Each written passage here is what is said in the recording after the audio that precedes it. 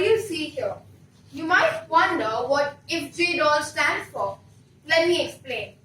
Integrity, fraternity, justice, equality, dignity, opportunity, and liberty. But the biggest question that can be asked here is that, are parents inculcating I.F.J.E.D.O.L in their parenting?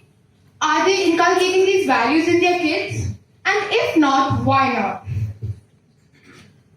According to the dictionary, integrity is about being honest and morally principled.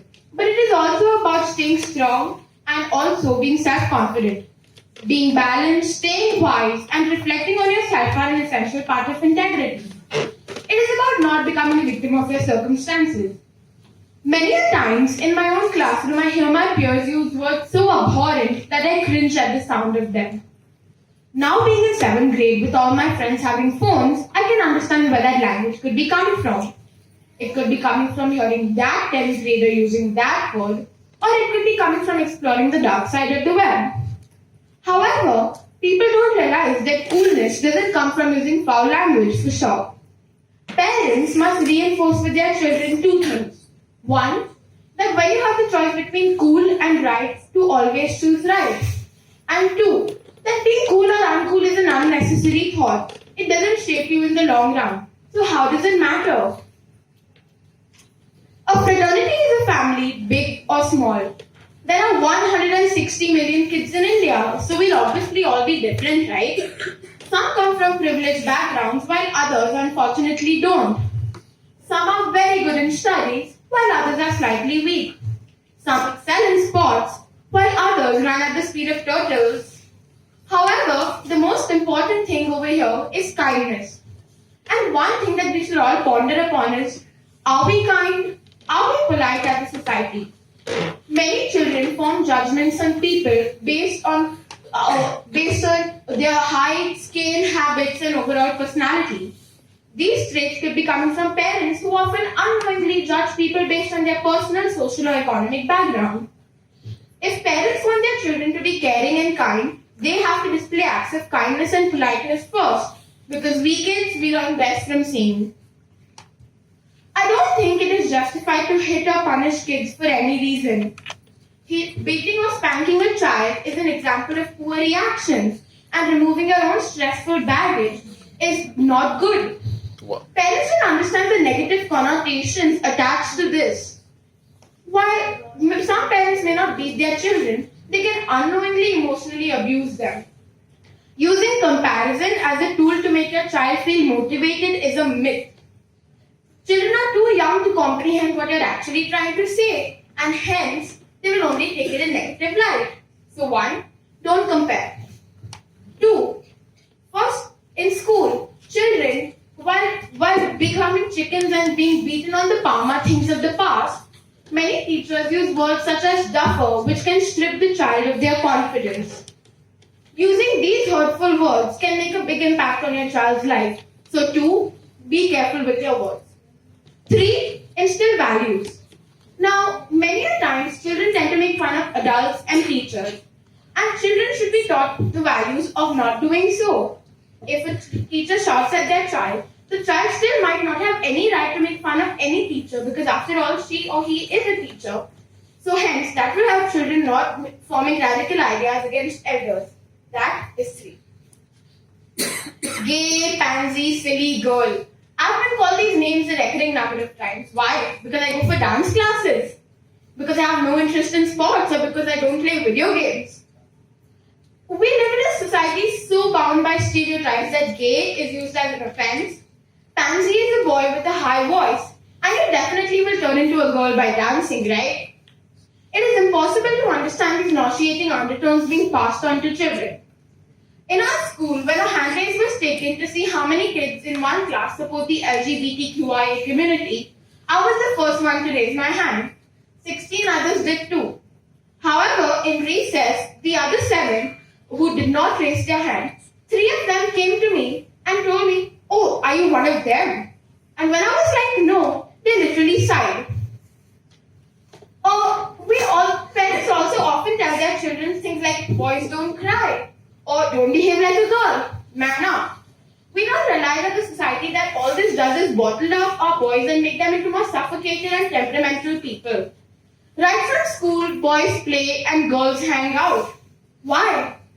Gender inequality isn't only about girls not being allowed to go to school or being tagged as weaklings.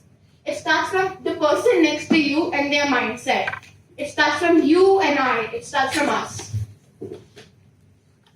Every child has the right to be treated with profound dignity and respect, but often society neglects this fact and only gives adults respect. How being heard and appreciated is an essential part of your childhood. We have so many teenagers living in clinical depression or anxiety, and while there can be other major contributors to this, the two main ones are self-shame and lack of respect. It is very important to appreciate your child, irrespective of what other people might say. Other adults might think that this is a way of spoiling your kid, but no, I believe that you should always reinforce with their child that they are special and they have dignity. They are very unique. Only then we will continue to have confident and amazing children the way we do now. This is one of my favorite quotes. Dignity doesn't come in possessing honors, but in deserving them. Grade skipping is a sign of academic acceleration, which isn't very prevalent in India. However, one thing that is prevalent in India is pursuing fields other than academics. Well, in our country, we have Saina Nehwal and Sachin Tendulkar. On the negative side though, many children are getting bored in their classrooms because it isn't age appropriate for them. They are either too intellectual for it, or they're not enough, or they're not intellectual enough. Age doesn't define your intellect and it doesn't need to. So in negative light, I would like to say that society needs to see which class a child belongs to based on their intellect, not by their age. And in positive light, we need to continue producing champions the way we have our Tendulkars and Nehwals. Only then we will be what I would call perfect. So now I come to my favorite topic, liberty. And I've divided it into 4 parts. So many parents deprive their child of technology because they worry about addiction and eyesight and inappropriate content. However, we don't realize as a society that various topics can be taught. Right from nephrology to history, you can learn anything on technology. However, parents also must expose technology to their child in a limit. If they're worried about eyesight, well, give them a time limit. If you're worried about inappropriate content, put parental locks. If you're worried about addiction, again, time limits as I said. But children should also avail the best benefits of technology and should not stay away from it for sure. Part 2. Many parents determine that their child will join the family business. They either neglect the fact that they have their own aims or dreams or just don't know about it. Parents need to identify their child's talent from young and make them pursue it. You know, if you don't like your work, you will never have a fruitful career. The younger you identify the talent in a child, the better. But every person should grow up to love their life, love their job. And if they don't like their work, they will never have a fruitful career, which means an unfruitful life. Part 3. How much of a forward thinking we say we are. Many parents are sensitive to teaching their kids about multiple religions. In Orthodox households where children are forced to believe only in one God, makes them form radical ideas in school or other environments, which can lead to fanaticism. Parents need to leave conformist thinking and give their child as much exposure on how many other topics possible based on religion. We, the world, are one family, and the more united we are, the stronger. So the more we inform, the more we expose, the better. Part 4. What are little boys made of?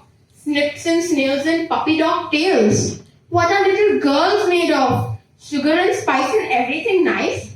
Really? These are the stark undercurrents that lie in our society and we don't realize. Why can't boys watch a princess film but are expected to go for Avengers movies? Or why are girls never the first preference for a football team with a male captain irrespective of their ability?